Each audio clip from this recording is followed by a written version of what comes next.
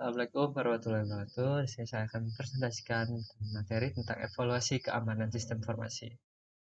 Evaluasi. Evaluasi merupakan sanduran dari bahasa Inggris evaluation yang diartikan sebagai penaksiran atau penilaian. Menurut Kancana 1983 menyatakan bahwa evaluasi adalah kegiatan yang dilakukan berkenaan dengan proses untuk menentukan nilai dari suatu hal.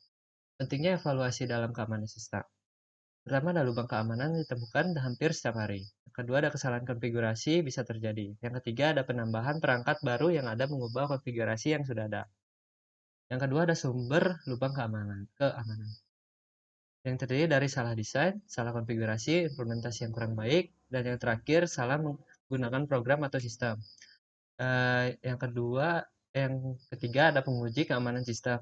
Untuk memudahkan administrator dari sistem informasi membutuhkan automate tools, perangkat membantu otomatis yang dapat membantu penguji atau mengevaluasi keamanan sistem yang dikelola.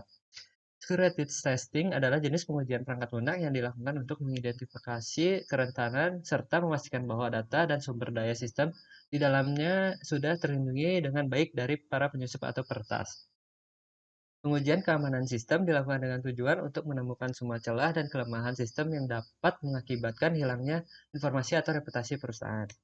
Yang keempat ada probing service. Probing service adalah suatu tindakan yang dilakukan cracker untuk melakukan pengintaian, yaitu dengan melakukan port scanning atau probing untuk melihat service-service apa saja yang tersedia di server.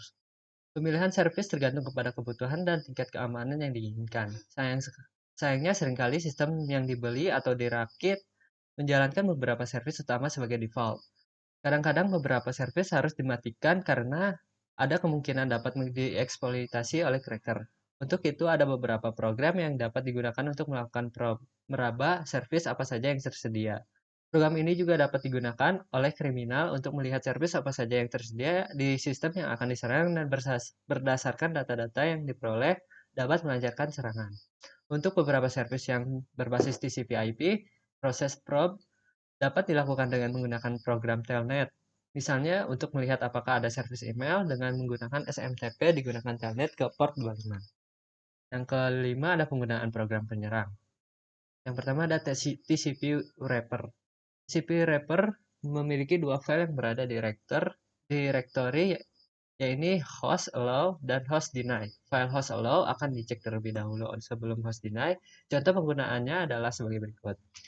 All enrar net save cracker.enrar.net. Jika file host allow diisi dengan seperti di atas, maka semua klien dengan domain enrar.net akan diizinkan untuk mengakses semua service yang ada di server kecuali subdomain cracker. Yang kedua adalah cracker. Cracker adalah seorang atau sekumpulan orang yang berniat untuk merusak dan menghancurkan integritas di seluruh jaringan sistem komputer dan tingkatnya dinamakan cracking. Pada umumnya pada cracker setelah berhasil masuk ke dalam jaringan komputer akan langsung melakukan kegiatan perusakan dan penghancuran data-data penting hingga menyebabkan kekacauan bagi para user dalam menggunakan komputernya. Penggunaan program pemantau jaringan. Penggunaan sistem pemantau jaringan atau network monitoring dapat digunakan untuk mengetahui adanya lubang keamanan. Misalnya, apabila Anda memiliki sebuah server yang semestinya hanya dapat diakses oleh orang dari dalam, akan tetapi dari pemantauan jaringan dapat terlihat bahwa ada yang mencoba mengakses melalui tempat ini. Selain itu, dengan pemantauan jaringan, dapat juga dilihat usaha-usaha untuk melumpuhkan sistem dengan melalui denial of service attack atau DOS dengan mengirimkan paket yang jumlahnya berlebihan. Network monitoring biasanya dilakukan dengan menggunakan protokol SNMP atau Simple Network Management Protocol. Sekian dari presentasi saya. Mohon maaf bila ada kesalahan. Wassalamualaikum warahmatullahi wabarakatuh.